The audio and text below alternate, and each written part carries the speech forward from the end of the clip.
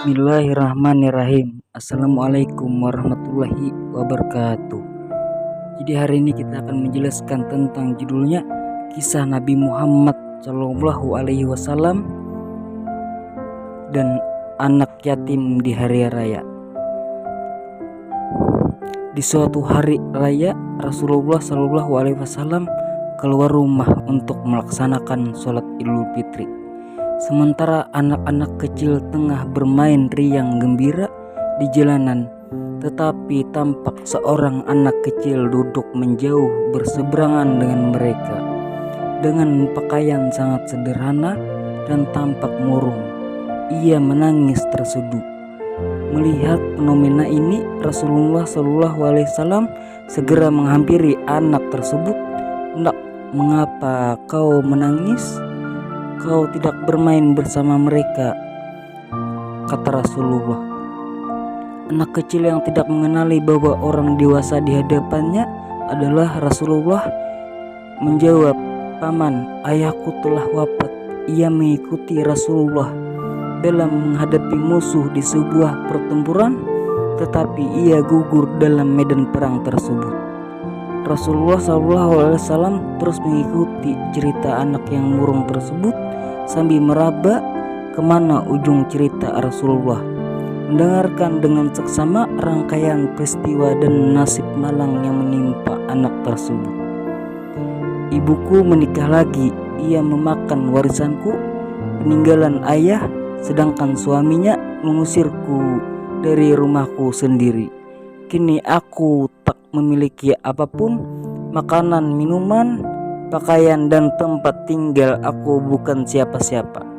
Tetapi hari ini aku melihat teman-teman sebayaku merayakan hari raya bersama ayah mereka, dan perasaanku dikuasai oleh nasib kehampaan tanpa ayah.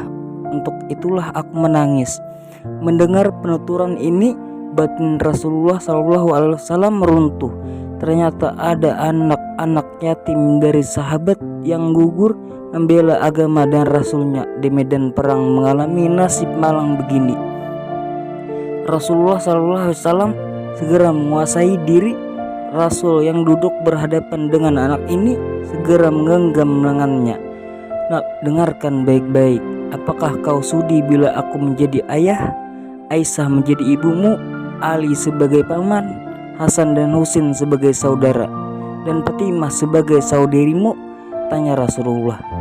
Mendengar tawaran itu, anak ini mengerti seketika bahwa orang dewasa di hadapannya tidak lain adalah Nabi Muhammad SAW. "Kenapa tak sudi ya Rasulullah?" jawab anak ini dengan senyum terbuka. Rasulullah SAW kemudian membawa anak angkatnya pulang ke rumah. Di sana anak ini diberikan pakaian terbaik. Ia dipersilahkan makan hingga kenyang. Penampilannya diperhatikan lalu diberikan wangi-wangian.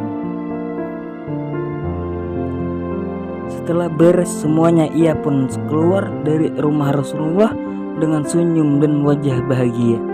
Melihat perubahan drastis pada anak ini, para sahabatnya bertanya, "Sebelum ini kau menangis, tetapi kini kau tampak sangat gembira." "Benar sahabatku," katanya. "Tadinya aku lapar, tetapi lihatlah sekarang tidak lagi. Aku sudah kenyang. Dulu aku memang tidak berpakaian, tapi kini lihatlah sekarang aku mengenakan pakaian yang bagus. Dulu memang aku ini yatim, tetapi sekarang aku memiliki keluarga yang sangat perhatian, yaitu Rasulullah SAW, ayahku Aisyah, ibuku, Hasan dan Husin saudaraku, Ali pamanku, dan Fatimah adalah saudariku. Apakah aku tidak bahagia?" Mendengar sahabatnya, mereka tampak menginginkan nasib serupa. "Aduh, cobalah ayah kita juga gugur pada peperangan itu, sehingga kita juga diangkat sebagai anak oleh Rasulullah." Waktu terus berjalan, usia semakin bertambah.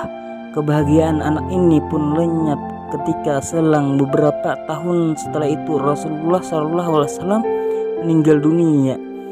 Meratapi kepergian ayah angkat paling mulia ini, ia keluar rumah seraya menaburkan debu di atas kepalanya.